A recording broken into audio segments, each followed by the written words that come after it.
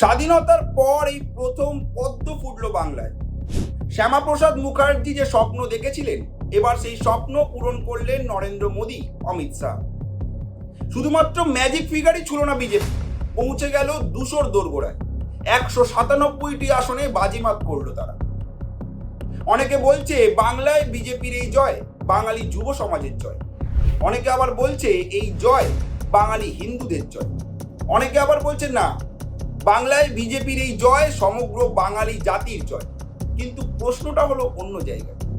প্রশ্ন হলো 2021 সালে যে বিজেপি মাত্র 77টি আসনে জয়লাভ করেছিল, 2026 সালে তারা কিভাবে 197টি আসনে জয়লাভ করবে? কোন জাদু বলে এই অসম্ভবটা সম্ভব হলো? অনেকে আবার প্রশ্ন তুলছে 2021 সালের কোন কোন ভুলগুলো শুধরে নিয়ে 2026 সালে ক্ষমতায় চলে এলো বিজেপি। অনেকে আবার প্রশ্ন তুলছে 2026 সালের বিধানসভা নির্বাচনে কোন কোন সিদ্ধান্তে পায়ের তলার মাটি সরে গেল তৃণমূল কংগ্রেস। চলুন আজকের ইন্ডিয়া উড ডিকোডের এই ভিডিওতে আমরা আপনাদের সামনে তুলে ধরব বিজেপি এমন 6টি সিদ্ধান্ত যা পাল্টে দিয়েছে এবার বাংলার ভোটের সমীকরণ, যা আগে কোনোদিন বাংলার ভোটে প্রয়োগ করেনি বঙ্গ বিজেপি। তাই অবশ্যই ধৈর্য ধরে ভিডিওটি শেষ পর্যন্ত দেখতে ভুলবেন না। আর যদি আপনি এখন এই চ্যানেলে সাবস্ক্রাইব না করে থাকেন, তাহলে অবশ্যই সাবস্ক্রাইব করতে ভুলবেন না। চলুন শুরু করা যাক ভিডিওটা। তবে শুরুতেই আপনাদের জানাবো ছোট্ট দুটি কথা। তার মধ্যে একটি হলো, এবার 2026 সালের পশ্চিমবঙ্গের বিধানসভা নির্বাচনে একটি বড় এক্স ফ্যাক্টর হিসাবে কাজ করেছে কিন্তু এসআইআর। অন্যদিকে আবার তাবড় সিদ্ধান্ত নিয়ে বড়সড় প্রভাব ফেলেছে নির্বাচন কমিশন। তবে আজকের এই ভিডিওতে আমরা এসআইআর কিংবা নির্বাচন কমিশন নিয়ে এক্সট্রা করে কিছু বলবো না। আজকে আমরা আলোচনা করব বিজেপির এমন 6টা সিদ্ধান্তের কথা, এমন 6টা পদক্ষেপের কথা, এমন 6টা মাস্টার প্ল্যানের কথা, যা 2021-এর বিজেপি থেকে 2026-এর বিজেপিকে অনেকটাই আলাদা করে দিয়েছে। তাই ভিডিওটি অবশ্যই শেষ পর্যন্ত দেখবেন আর অবশ্যই জানাবেন আপনাদের মতামত। চলুন শুরু করা যাক। প্রথমেই জানাবো আপনাদের বিজেপির প্রথম পদক্ষেপ সম্পর্কে, আর সেটা হলো পুরনো কর্মীদের ওপর ভরসা ফেরানো। 2021 সালের ভোটের সময় কার কার মনে আছে আমি জানি না, সেই সময় কিন্তু একাধিক তৃণমূল প্রার্থীরা বিজেপিতে এসেছিলেন এবং আসার সঙ্গে সঙ্গে তাদেরকে টিকিট দিয়ে দেওয়া হয়েছিল। শুধুমাত্র তাই নয়, একাধিক কেন্দ্র থেকে নতুন নতুন অভিনেত্রীদের, যারা আগে কোনোদিন বিজেপি করেন, হঠাৎ করে তারা বিজেপিতে যোগ দিয়েই প্রার্থী হয়ে গিয়েছিলেন। আর এটা কিন্তু মেনে নিতে পারেননি দলের নিচু তলার কর্মীরা, যেমন তেমনই দীর্ঘদিন ধরে খেটে আসা অনেক দলীয় সমর্থকেরা।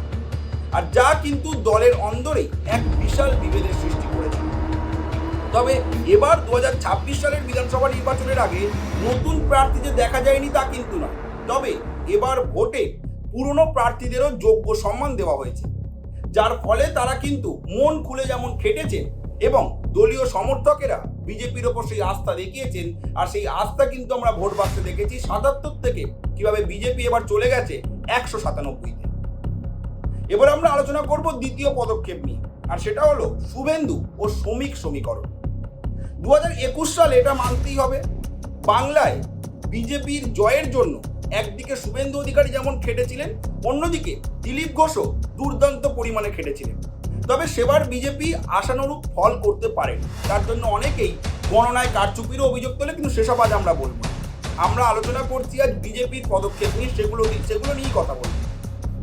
তো 2021 সালে দিলীপ ঘোষ এবং শুভেন্দু অধিকারী একসাথে প্রচুর খেটেছিলেন, এটা মানতেই হবে। তবে পাশাপাশি দলের মধ্যে কিন্তু একটা সমান্তরাল বিভেদ তৈরি হয়ে গিয়েছে। কেউ কেউ পুরনো কর্মীদের গুরুত্ব দিত, আবার কেউ কেউ নতুন কর্মীদের গুরুত্ব দিত, যার ফলে ঠিক মতো কিন্তু কাজ করেনি শুভেন্দু দিলীপ সমীকরণ। তবে এবার দেখা গেল এক অন্য উল্টো পুরা। শ্রমিক ভট্টাচার্য কয়েকদিন আগেই হয়েছেন বিজেপির রাজ্য সভাপতি, আর তিনি আসার পর যেমন নতুন কর্মীদেরও তিনি প্রাধান্য দেন, তেমনই পুরনো কর্মীদের তিনি দলে নিয়ে আসেন। তাদের মান অভিমান তিনি ভাঙান এবং তাদেরকে বোঝান যে তাদেরও দলে সমানভাবে দরকার যতটা দরকার নতুন প্রার্থীদের। এবং এইভাবে কিন্তু দেখা গেল যে আগে যেখানে দিলীপ এবং শুভেন্দুর মধ্যে কিছু মতামত নিয়ে মতপার্থক্য তৈরি হতো, এবার কিন্তু সেই মতপার্থক্য একেবারেই ঘুচে গেল, যার ফলে কিন্তু এবার শুভেন্দু ও শ্রমিক সমীকরণ একেবারে দুর্দান্ত কাজ করেছে ভোট বাক্সে, আর সেটা কিন্তু আমরা দেখেছি। এরপর আমরা কথা বলবো বিজেপির তৃতীয় পদক্ষেপ, বঙ্গ বিজেপির তৃতীয় পদক্ষেপ, আর সেটা হলো ভাতার ওপরে ভরসা। 2021 সালে আমরা দেখেছি এই বিজেপি কিন্তু ভাতার ঘোর বিরোধিতা করেছিল।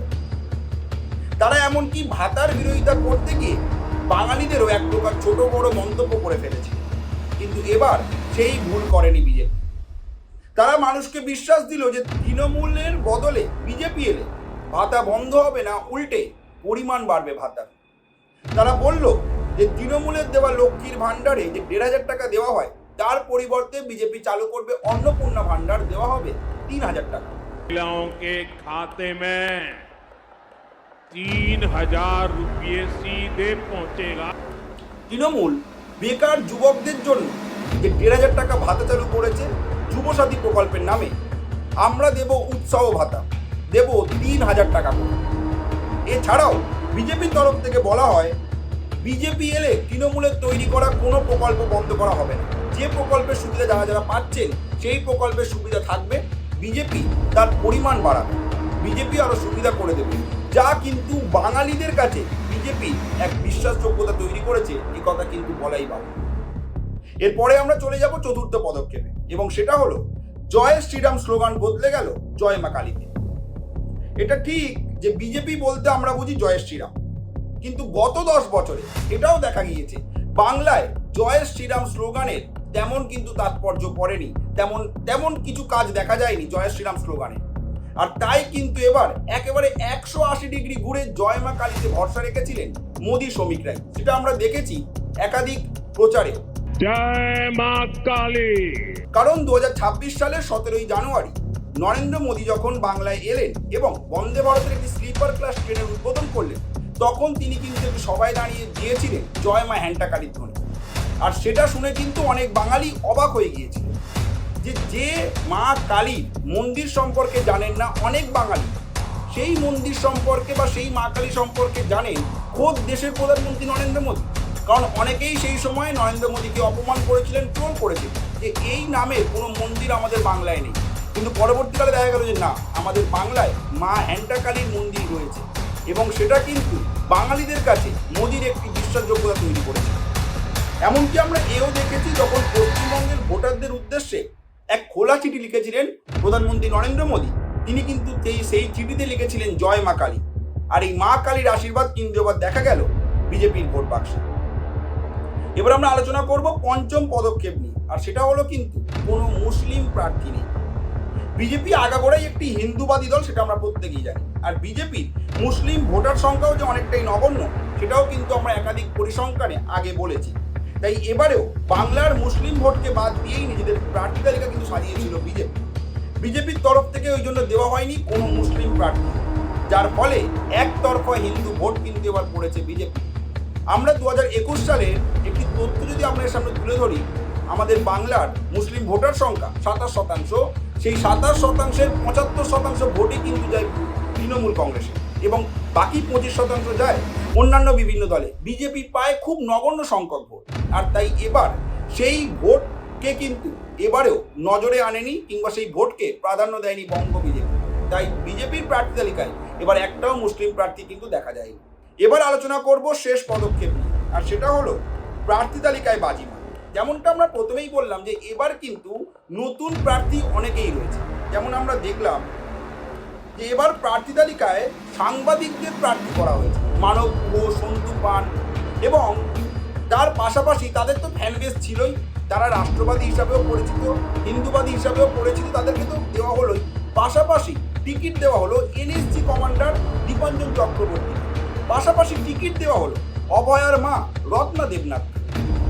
এরাও কিন্তু নতুন প্রার্থী। তবে এবার দলের কর্মীরা কিংবা সমর্থকেরা কিন্তু রাগ করেন, কারণ এই সমস্ত প্রার্থীরা প্রত্যেকেই কিন্তু দলের জন্য সেই জয়টা ছিনিয়ে এনেছে, এবং এই প্রত্যেকেই কিন্তু দলের জন্য একটা গুরুত্বপূর্ণ ভূমিকা পালন করেছে।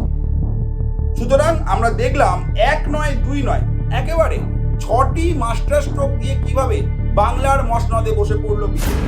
আপনার কি মনে হয় এই জয়ের পেছনে এই 6টি মাস্টার স্ট্রোক ছাড়াও আরো কি কোনো মাস্টার স্ট্রোক রয়েছে? জানাতে ভুলবেন না আপনাদের মতামত কমেন্ট করে।